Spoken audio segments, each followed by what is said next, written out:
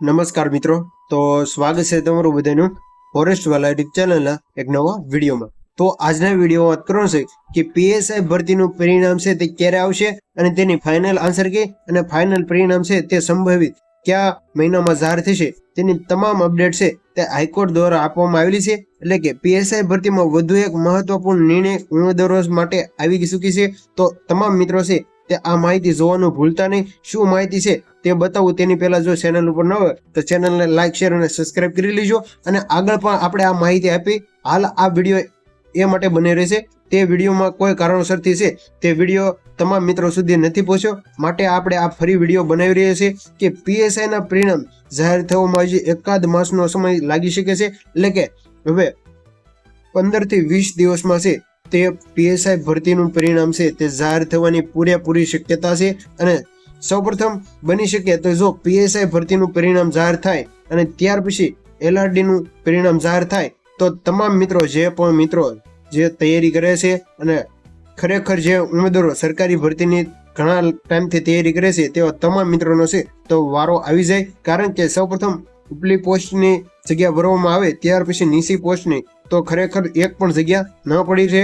અને ત્યાર પછી વાત કરી દો કે પેપર 2 ની હજુ ચાલી રહી છે ચકાસણી, ત્યારબાદ જાહેર થઈ શકે છે પરિણામ। ભરતી બોર્ડની સત્તાવાર જાહેરાત છે તે વેબસાઇટ તમામ મિત્રોએ જોઈતા રહેવું। અને આ માહિતી 9 ઓક્ટોબર 2025 ના દિવસે આવી હતી, એટલે કે આજે તારીખ થઈ ગઈ છે 27।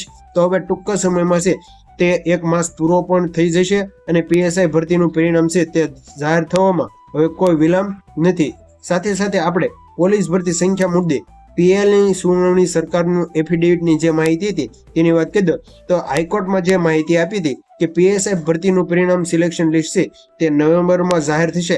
હાઈકોર્ટમાં જવાબ આપવામાં આવેલો હતો, એટલે કે હાઈકોર્ટમાં જે સુનાવણી કરવામાં આવેલી સૌપ્રથમ પહેલા ઊંચી પોસ્ટનું પરિણામ જાહેર કરો અને બાદમાં નીચી પોસ્ટનું પરિણામ છે તે જાહેર કરો।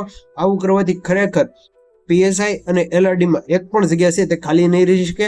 અને તમારું શું કહેવું તે ખાસ મને કોમેન્ટમાં જણાવી દેજો। તો હવે વાત કરીએ તો સરકાર પક્ષ તરફથી અદાલતને માહિતી અપાઈ હતી કે પેજ 1 ની સીધી ભરતી પ્રક્રિયા છે તે પીએસઆઈ ની 50,000 જવાબવાહી છે તે તપાસવાની બાકી હતી અને તે પ્રક્રિયા પૂરી થયા બાદ છે તે પરિણામ છે તે નવેમ્બર મહિનામાં જાહેર કરી દેવામાં આવશે। અને સાથે સાથે આગામી દિવસોમાં પેજ 2 ની ભરતી પ્રક્રિયા પણ શરૂ કરવામાં મામલે છે તે બહાર પાડવામાં આવશે।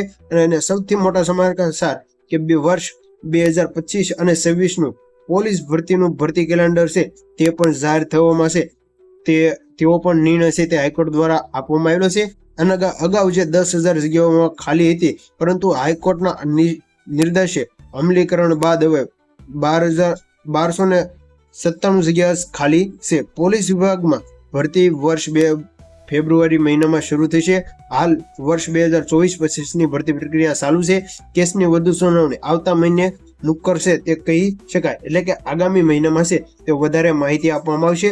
આ મુદ્દે સ્પષ્ટ કરતા ચીફ જસ્ટિસ સુનીતા અગ્રવાલે જસ્ટિસ DNAR ની ખંડપીઠે જણાવ્યું હતું કે નીચી પોસ્ટમાં સિલેક્શન થયા બાદ જ ઉમેદવારોને ઊંચી પોસ્ટમાં પણ સિલેક્ટ થાય તો નીચી પોસ્ટમાં જગ્યાઓ ખાલી પડે, પરંતુ પહેલેથી જ ઊંચી પોસ્ટ સિલેક્શન ન થવાનું ખરેખર થાય તો જમવાના રોજગારી છે કે બધાને જોઈતી હોવાથી તેઓ નોકરી જતી કરતા નથી અને આવું કરવાથી ખરેખર જગ્યા છે તે પડી રહેશે।